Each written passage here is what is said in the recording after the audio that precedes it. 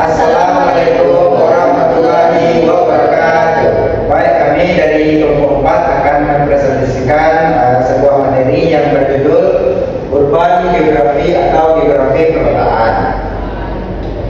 Dengan anggota kelompok, saya Subas Denopes dengan NIM 24136029. Saya tadi Roy Rizky dengan NIM 24136021. Saya Muasa dengan NIM 24136032. Dan penyampaian materi pertama akan dibacakan oleh Ibu Hafsah. Baik, terima kasih kepada moderator atas waktunya. Sebelum masuk ke materi, kita tentunya harus tahu apa itu definisi dari urban geografi. Nah, urban geografi atau geografi perkotaan ini merupakan cabang dari ilmu geografi manusia yang berfokus pada pemahaman dinamika kota dan wilayah urban serta hubungan sosial, ekonomi, dan politik yang berkembang di dalamnya. Nah, pada geografi kota ini juga akan memperhitungkan pengaruh urbanisasi, pertumbuhan kota, serta bagaimana interaksi antara manusia dan kota dalam konteks yang lebih luas. Nah, ada beberapa teori-teori di dalam urban geografi. Nah, yang pertama ini ada namanya teori urban growth theory yang ditemukan oleh Karl Marx. Nah, jadi di urban growth theory ini menjelaskan bahwa pertumbuhan dan perkembangan kota tidak terlepas dari dinamika ekonomi dan juga konflik kelas atau stratifikasi kelas dalam masyarakat kapitalis. Nah, di mana ada beberapa kelas pekerja dan juga kapitalis yang berinteraksi di ruang urban tersebut dengan kota sebagai tempat munculnya ketimpangan sosial dan juga ekonomi yang tajam. Nah, menurut Marx, pertumbuhan kota ini sangat dipengaruhi oleh akumulasi kapital yang berperan dalam pembangunan infrastruktur kota serta yang menciptakan kesenjangan yang semakin besar antara kaum kapitalis dan juga kaum buruh. Dalam teorinya ini, dia akan menerapkan analisis pertumbuhan kota-kota, industrialisasi dan juga kapitalisasi di seluruh dunia. Nah, sebagai contohnya ada pertumbuhan kota-kota besar seperti ada kota Manchester di Manchester pada abad ke-19, di mana dia ini kota Manchester merupakan hasil dari revolusi industri yang menunjukkan adanya penerapan teori urban growth theory oleh Karl Marx. Nah, kota-kota ini tumbuh secara pesat dengan pembentukan kawasan kumuh di sekitar pabrik dan juga fasilitas industri. Sementara sebagian kecil elit kapitalis ini menguasai sumber daya dan juga wilayah yang lebih menguntungkan bagi mereka. Nah, kedua ini ada urban ecology theory yang dikemukakan oleh Robert Park. Jadi di urban ecology theory ini dia menganggap kota sebagai suatu ekosistem yang berkembang melalui interaksi sosial dan juga distribusi geografis berbagai kelompok sosial. Nah, dalam teori urban ekologi ini, kota itu dianggap sebagai organisme yang terus berubah sesuai dengan kebutuhan dan juga hubungan antara individu dan kelompok dalam suatu lingkungan. Nah, konsep utama dari teori ini akan menjelaskan bagaimana ruang perkotaan dibagi menjadi beberapa zona yang berdasarkan kegiatan ekonomi, sosial, budaya yang terjadi di dalamnya. Nah, urban ecology theory ini juga biasanya diterapkan dalam pemahaman segregasi sosial dan juga penggunaan lahan di kawasan perkotaan. Nah, banyak kota besar di dunia ini yang bisa kita lihat ada pembagian wilayah yang berdasarkan sosial, etnis ataupun latar belakang ekonomi yang seringkali akan mengarah pada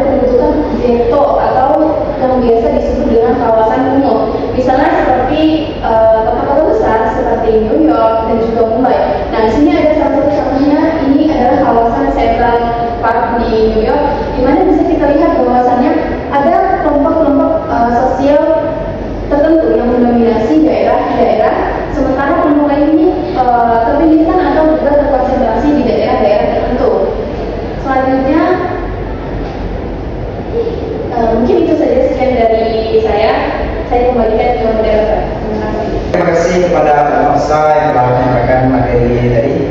Selanjutnya materi penyampaian akan disampaikan oleh Tajiro. Para Tajiro, silakan. Materi selanjutnya yaitu General Price Theory oleh Walter Kristaller tahun 1933. General Price Theory adalah teori yang menjelaskan distribusi uang teman dan kegiatan ekonomi dalam wilayah tertentu. Teori ini berfokus pada bagaimana pusat-pusat perbelanjaan dan pusat administratif atau kota berkembang dan tersebar dalam ruang geografis berdasarkan pada ukuran pasar dan fungsi yang mereka tawarkan.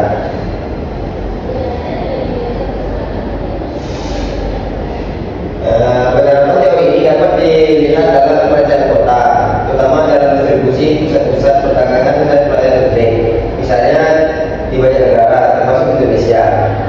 Distribusi pusat perbelanjaan dan rumah sakit besar mengikuti prinsip di mana kota besar berfungsi sebagai pusat pelayanan bagi kota-kota kecil atau desa-desa sekitarnya. Selanjutnya itu urban regeneration theory oleh Peter Hall tahun 1984. Urban regeneration theory berfokus pada proses perbelanjaan dan kemudian kawasan perkotaan yang telah mengalami penurunan ekonomi atau sosial. Hal melihat bahwa banyak kota besar di dunia mengalami penurunan kualitas hidup di pusat kota dan kawasan pinggiran yang disebabkan oleh perpindahan industri. Deindustrialisasi atau kurangnya investasi dalam infrastruktur. Oleh karena itu, regenerasi perkotaan menjadi suatu kebutuhan untuk meningkatkan kualitas hidup penduduk kota, menarik investasi dan mengurangi masalah sosial. Penerapan teori regenerasi kota dapat dilihat pada berbagai proyek regenerasi kota-kota besar seperti London, Detroit, atau Berlin, di mana kawasan sebelumnya mengalami kemunduran ini mengalami pemulihan dan revitalisasi melalui berbagai kebijakan dan inisiatif. Misalnya di London, proyek regenerasi Docklands telah berhasil mengubah kawasan pelabuhan yang terbengkalai menjadi pusat bisnis yang berkembang besar dengan pembangunan gedung perkantoran berkelanjutan. Selanjutnya gentrification theory oleh Neil Smith tahun 1996. Gentrification theory menjelaskan fenomena di mana kawasan perkotaan yang sebelumnya terpinggirkan dan kurang berkembang mengalami perubahan dramatis dengan masuknya kelompok kelas atas atau menengah. Proses ini sering disertai dengan renovasi, peningkatan harga properti dan perubahan karakter sosial kawasan tersebut yang menyebabkan penduduk asli yang berpenghasilan rendah terpaksa pindah. Smith menggambarkan gentrifikasi sebagai bentuk ekspansi kapitalisme yang berfokus pada peningkatan nilai lahan dan properti yang berujung pada perubahan sosial yang signifikan.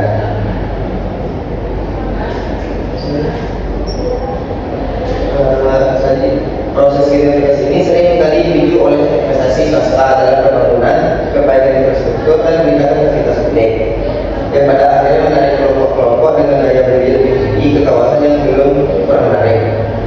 Penerapan teori ini dapat dilihat dalam banyak kota di dunia, seperti New York, London, dan Jakarta, di mana kawasan seperti kawasan pemukiman miskin dan kumuh yang berada di pusat kota yang transformasi signifikan. Mungkin saja materi yang bisa saya sampaikan. Saya kembalikan ke moderator. Baik, terima kasih Tajiro atas pembahasannya yang telah diberikan.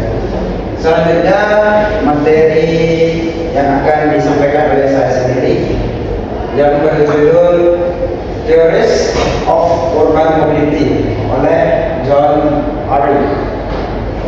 Theories of Urban Mobility berfokus pada bagaimana pergerakan orang, barang, dan informasi di dalam kota menciptakan dinamika sosial dan ekonomi yang baru. Hari berargumen bahwa mobilitas bukan hanya sekedar perpindahan fisik, tetapi juga merupakan fenomena sosial yang dipengaruhi oleh ekonomi, teknologi, dan budaya. Mobilitas dapat mencakup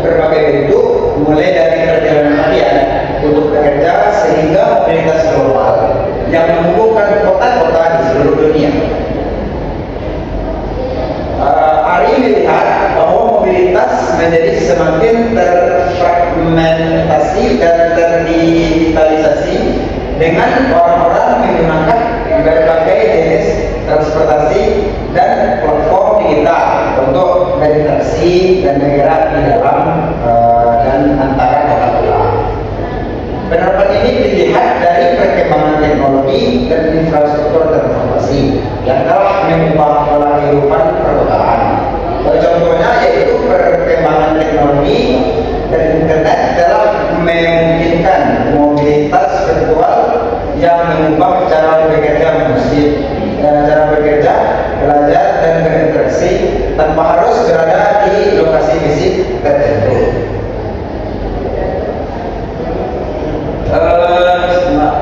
Selanjutnya yaitu Theories of Urban Resilience dari Brad Walker 2004. Teori ini berfokus pada kemampuan kota untuk bertahan dan pulih dari tekanan eksternal, baik itu bencana alam, krisis ekonomi ataupun perubahan sosial.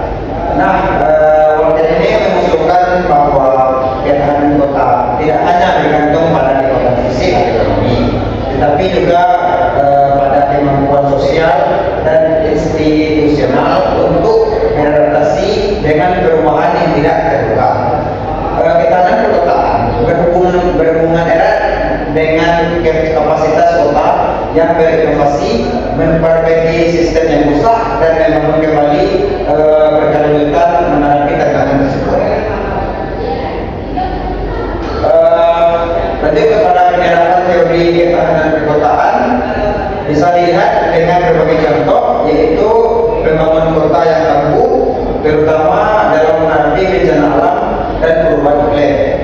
Misalnya kota-kota yang terletak pada bagian yang rawan seperti kota New York di OAS, Amerika Serikat setelah terjadi badai Katrina, serta kota di pesisir Jepang yang selalu aman terhadap gempa bumi dan serta tsunami. Kita selanjutnya masuk kepada urban sustainability dari Peter Neumann 2006, yaitu menekankan pentingnya mengintegrasikan prinsip-prinsip berkelanjutan dalam perencanaan dan pembangunan kota. Neumann berargumen bahwa kota-kota besar harus dapat beradaptasi dengan tantangan perubahan iklim, pertumbuhan penduduk, serta keterbatasan sumber daya alam yang semakin menipis. Oleh karena itu, pembangunan kota yang berkelanjutan harus mencakup upaya untuk mengurangi emisi karbon, mengoptimalkan pengangguran energi, serta melindungi dan melestarikan ruang hijau dan alam sumber daya alam.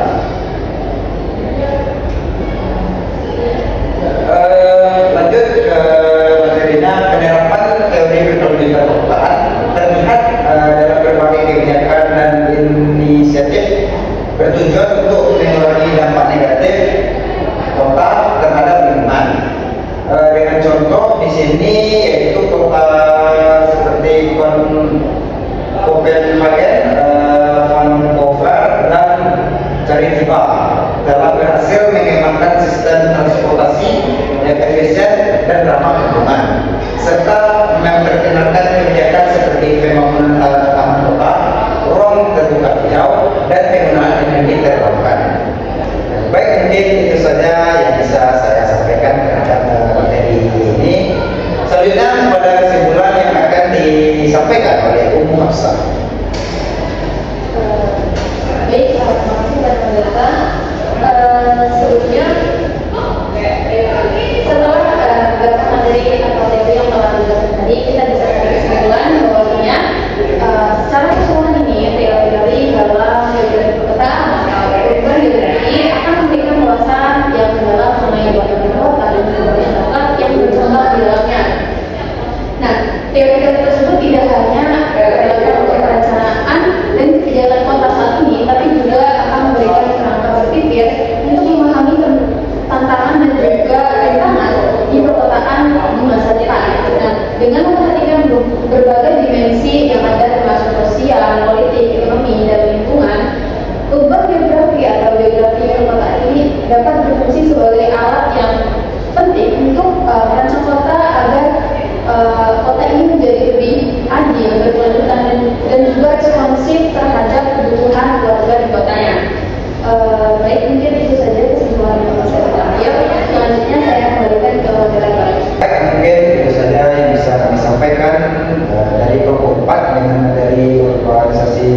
geografi perkotaan. Kalau ada silap kata salah, kami mohon maaf. Kami tutup dengan mengucapkan Assalamualaikum warahmatullahi wabarakatuh.